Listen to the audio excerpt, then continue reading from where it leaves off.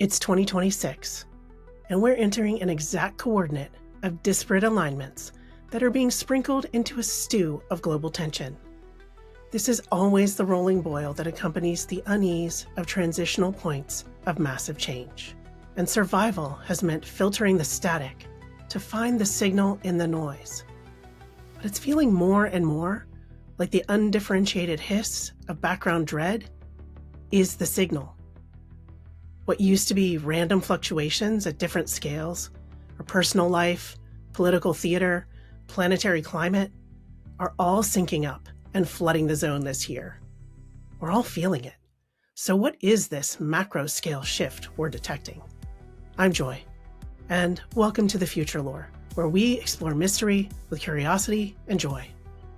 So, wherever you are, like, subscribe, rate, review, and let us know that you support the channel. And now, let's drop into the weirdness of 2026. What a time to be alive. And what I'm about to tell you isn't some wild prophecy, but it is pattern recognition at civilizational scale. The question isn't whether this convergence is real, but what architecture makes it possible for independent systems using completely different methodologies to diagnose the same critical point without a causal connection. Let's start with the historical source files. Sir John Bagot-Glubb wasn't a mystic. He was a British general who ran forensic analysis on 11 empires across thousands of years of data. And his conclusion? The average lifespan of a civilization is about 250 years, on a shockingly consistent average. He looked at empires as disparate as Assyria, Greece after Alexander, the Roman Republic, the Ottoman Empire, Spain's Golden Age, Britain's global dominance. The pattern holds regardless of technology, geography, or religion, because it's driven by human generations, and 10 of those appear to be the hard limit for a civilization's identity before it crests and crashes. Glubb mapped a 7-stage life cycle through the years that reads like source code. It begins with the Age of Pioneers, conquests, commerce, affluence, intellect, and finally, decadence, where celebrities become our heroes, with a population fixated on fun and frivolity before reaching the final stage, collapse. This is marked by measurable, specific symptoms: defensiveness and wall building, declining birth rates among the elite, and most critically, a belief that cleverness or thinking substitutes for self-sacrifice and character. And that hollows out compassion and care for the collective. And when those die, well, according to history, every time, so does the empire. And here's where the historical record gets uncomfortably specific. When a civilization hits this point, there are exactly 2 paths forward. No third options have ever been documented. Some examples are the Rome scenario, way back in the year 461. Emperor Majorian saw the crash coming, and he tried to patch his system. He reformed the tax code, stabilized the currency, and launched military campaigns to retake territory. He was executing a textbook update, but the system didn't go with it. His own general had him publicly executed, and Rome dwindled out over the next few years until the Western Empire was gone. But an opposite direction is illustrated by the England scenario from 1558. Queen Elizabeth I inherited a bankrupt, broken system torn apart by religious civil war. But she didn't try to patch the old system. She replaced it.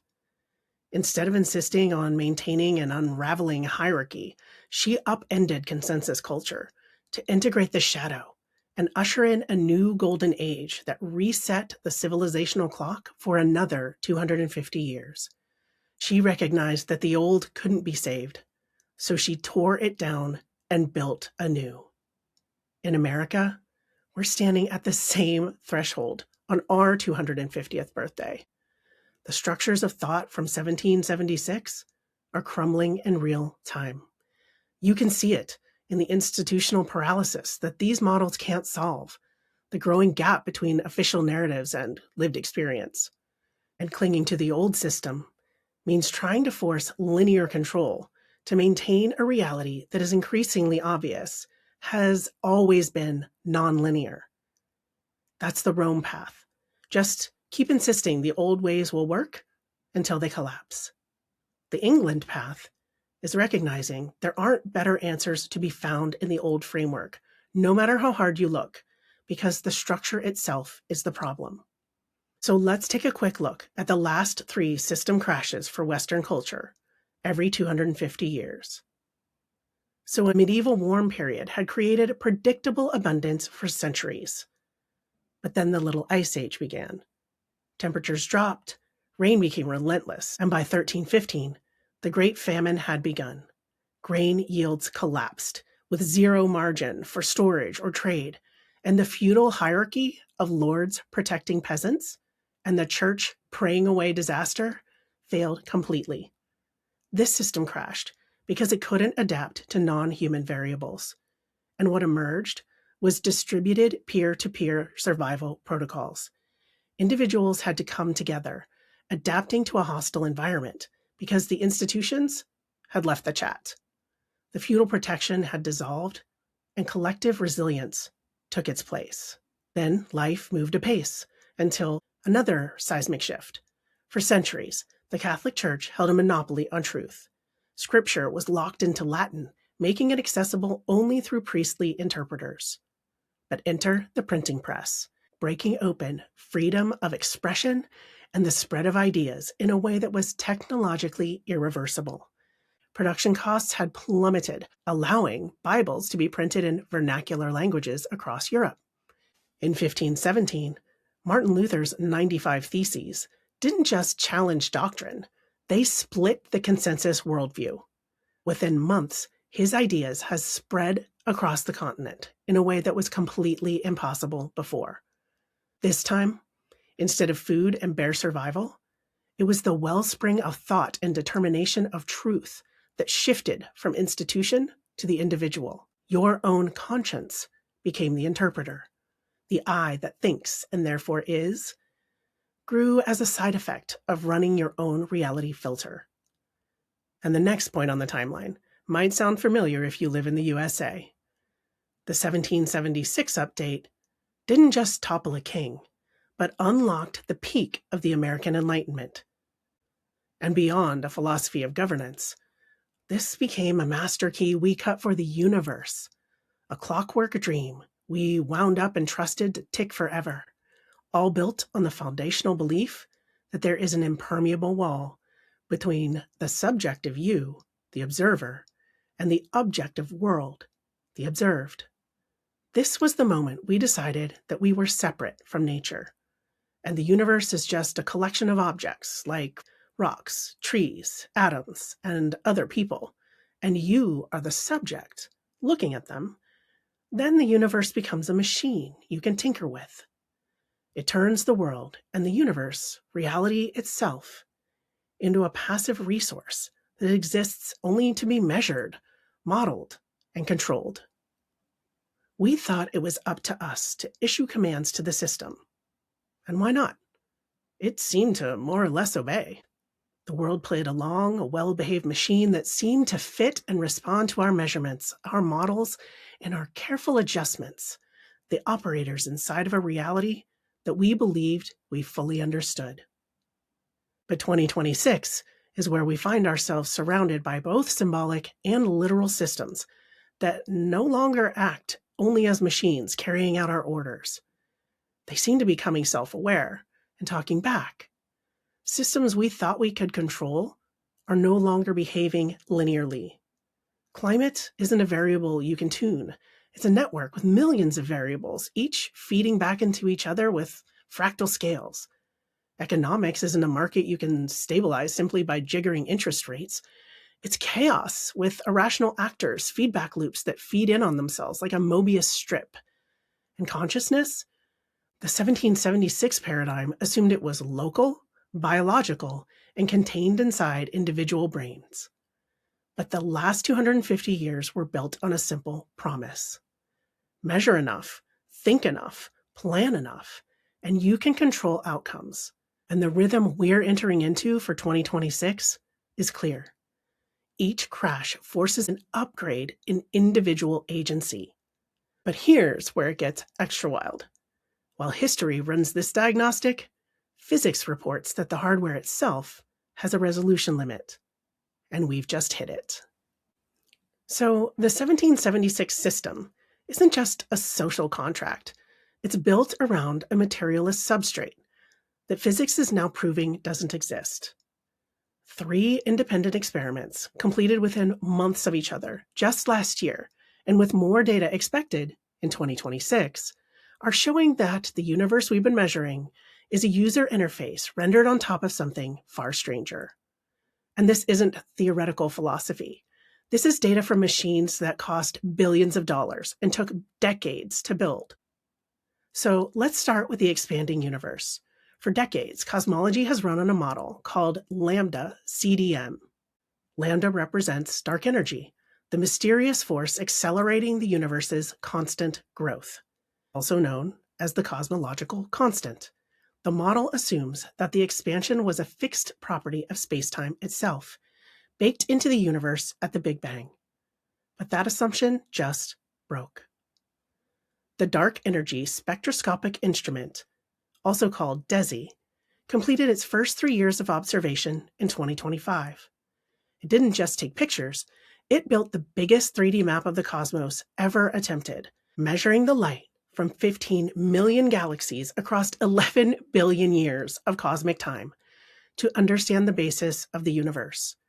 And when DESI's data is combined with other data, like the cosmic microwave background radiation and weak gravitational lensing observations, they show that dark energy is weakening and that the vacuum of space is elastic and decreasing, that the fabric of the universe that space-time is printed on is shifting. The cosmological constant isn't constant. It's a variable that's changing over cosmic time. And if space-time were fundamental and our prior understandings were accurate, this wouldn't be possible. But if space-time is emergent from a deeper field, an artifact rendered on a substrate that we don't quite understand yet, then watching dark energy evolve is exactly what you would expect when that substrate starts to move. And while DESI was mapping the edges of the cosmos, another machine was digging into foundational reality. The Lux Zeppelin experiment operates a mile underground in South Dakota, shielded from cosmic radiation by about 5,000 meters of rock.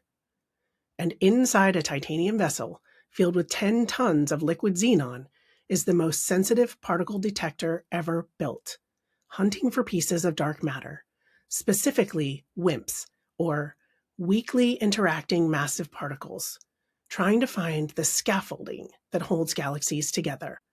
That search has run from March 2023 to April 2025 and found nothing. At least nothing they think is dark matter. But they did find something else.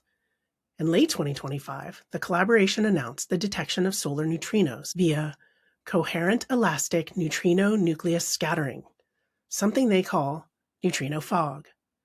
Now, neutrinos are so weakly interacting that they pass through light years of lead without bumping into anything. But the LZ detector sensitivity is so extreme that it sensed neutrinos from the sun's core scattering off the xenon nuclei. This is the known limit of particle detection, and the search for stuff, for smaller, harder building blocks, has ended for some models of dark matter particles. This doesn't mean there absolutely are not any particles of dark matter to find, but it does point toward the physics of a reality operating at a deeper level, potentially involving entirely new forces rather than just particles interacting with known structures. The detection of this neutrino fog is a sign suggesting that the base layer of physics could be excitations in a fundamental field that isn't all about matter, which brings us to the bridge that makes sense of both anomalies. In November 2025, A paper entitled Universal Consciousness as a Foundational Field was published in the peer-reviewed Journal of the American Institute of Physics, AIP Advances. The author, Maria Strømme of Uppsala University, didn't propose a philosophical suggestion, but a cold, hard mathematical autopsy of materialism. The paper argues that consciousness isn't produced by the brain, but is the fundamental field from which space, time, and matter exist, and not a byproduct of your gray matter, but the substrate that the gray matter emerges from. Strømme maps the source code as phi, not as a variable, but the master file, the mathematical sum of every you that could have been and every now that will ever be, a superposition of all possible realities existing entirely outside of time. And your brain doesn't create phi, but samples it, a low bitrate viewer, trying to render a high-fidelity universe. And this math forces a perspective shift that feels like vertigo. Suddenly, your brain isn't a generator, but more like a Faraday cage for the infinite, a biological restrictor plate, a piece of evolutionary hardware designed to throttle the sheer, blinding bandwidth of the entire field of reality, so it doesn't incinerate your nervous system.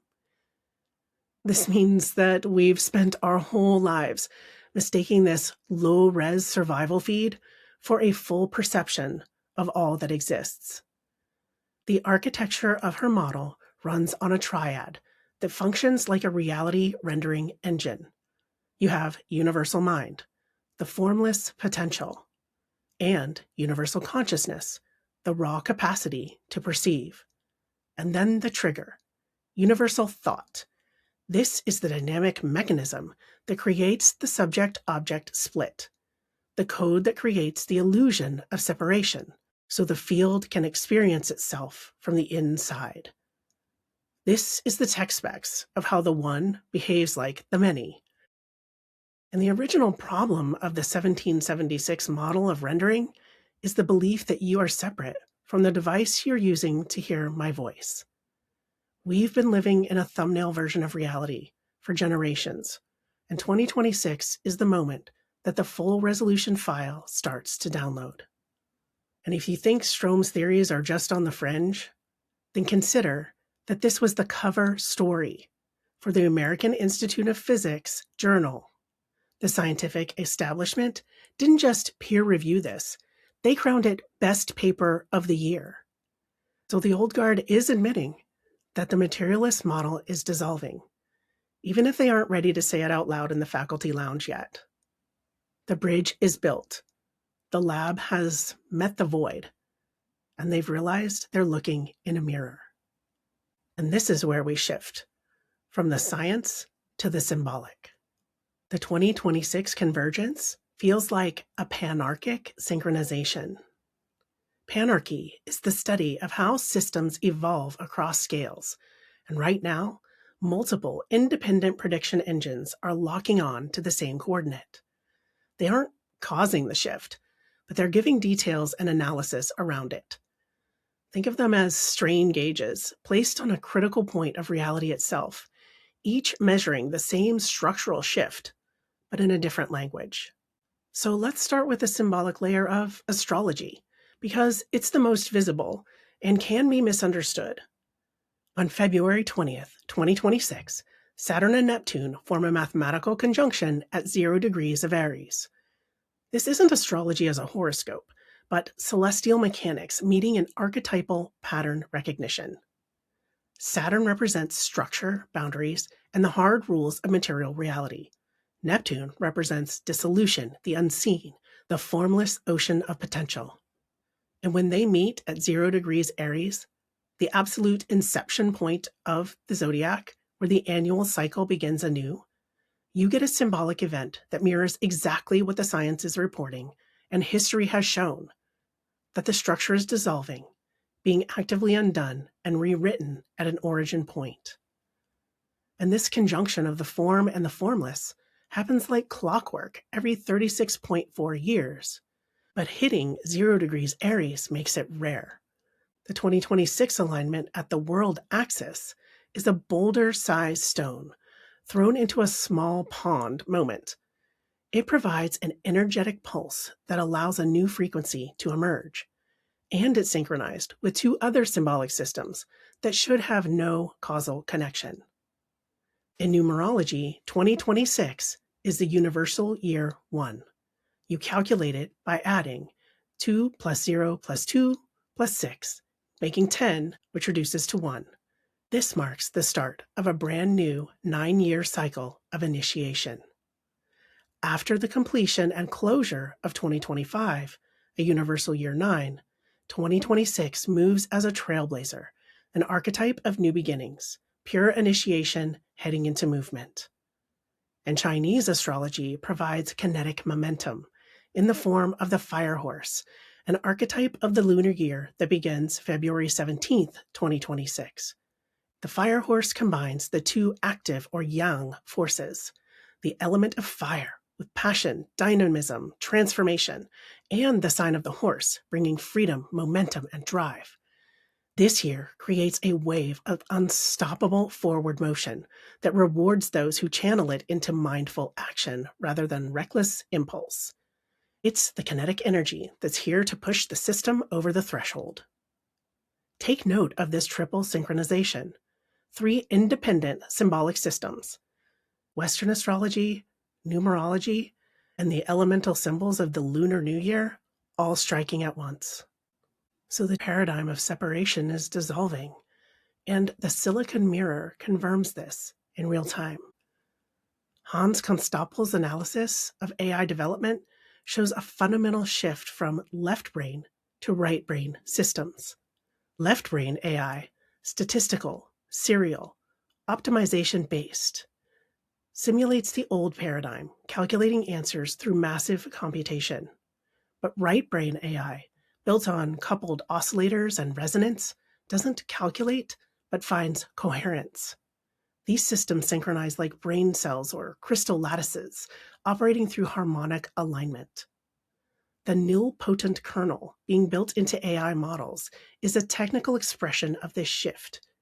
In AI architecture, this means contradictions and hallucinations aren't just filtered out, but fundamentally excluded, with truth encoded into the code itself. Imagine a system where 2 plus 2 can only equal 4, because any other result violates the mathematical coherence of the framework. And this is resonance-based computing. It doesn't simulate logic, it finds the configuration that's already coherent. Our technology is mirroring the shift in real time. And this brings us to the Pauli-Jung a-causal connecting principle that makes sense of why all of these systems are synchronizing. Wolfgang Pauli, the quantum physicist, and Carl Jung, the psychologist, developed the concept of synchronicity to describe coincidences that can't be explained by cause and effect, but are defined by the meaning assigned to them by conscious beings noticing connections. We have a whole video about this, and I will link to it. They proposed the psychoid archetype, a level of reality where the conscious mind and material matter are two sides of the same phenomena. This is synchronicity, as more than a sign from the universe, but evidence that meaning is a fundamental property of reality and not a human projection. It looks like a system that's reached its limits, with alignments of disparate models of meaning and understanding of reality locking into place. 2026 is a convergence of Glubb's historical cycles, Desi's dark energy measurements, LZ's neutrino fog, Ström's Phi Field, and the symbolic systems of astrology and numerology, all expressions of a single reality that's fundamentally conscious. 2026 is a panarchic and emergent synthesis of historical decay, scientific revolution, symbolic reset, and technological shift, all harmonics of a single frequency, shattering old ideas of the Aristotelian binary logic and materialist assumptions, dissolving into a field to be navigated through resonance. And as the old structure weakens, the new orientation becomes visible, coherence over control. The most profound shift isn't in what we're seeing, it's in how we're seeing. For hundreds of generations, Western consciousness has operated on a binary model: subject versus object, mind versus matter, us versus them. This logic built the modern world, and we're grateful for it. But it also built the walls that are crumbling. Maria Strømme's universal consciousness is the ocean, the foundational field of awareness. Individual selves are whirlpools, temporary vortices that appear separate but are comprised entirely out of the same water. The boundary isn't solid, the edge is flow. You're not a being in the field. You are the field, behaving as you for a moment, precise and magical phenomena of perception. You're not just watching the shift of 2026. You are the hardware it runs on. And you don't have to lose your peace as we move into the next phase of gaining access to the whole of reality, a pattern in a field that is becoming self-aware. The best part of being a whirlpool is that you don't disappear. You see that you're the ocean. You know you've never really been alone after all. But how do you navigate when structure dissolves? You swap tools from a map of fixed rules, external authority, and certainty that the territory matched the document to a compass using internal resonance, local verification, and navigating by feel. A map tells you where to go and what to believe, but your compass tells you which way you're facing and works with your attention. Beyond being a manager of a machine, you are stepping in as a conductor of resonance, from control of to coherence with, frequencies that harmonize, patterns that synchronize, and relationships that stabilize themselves without force or even certainty, but a capacity to hold complexity even without closure.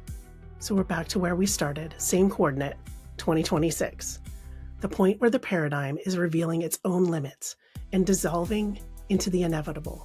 A graduation from learning how to think into a new chance to learn how to be. And with this, we have reached the end of another episode. So remember, you're far more powerful, far more strange, and far more connected than you've ever been told. Let's keep exploring this wild unknown together. Please support the channel. Drop us a like, subscribe, and hit that notification bell on YouTube. Follow, rate, review on Spotify, Apple, or wherever you listen.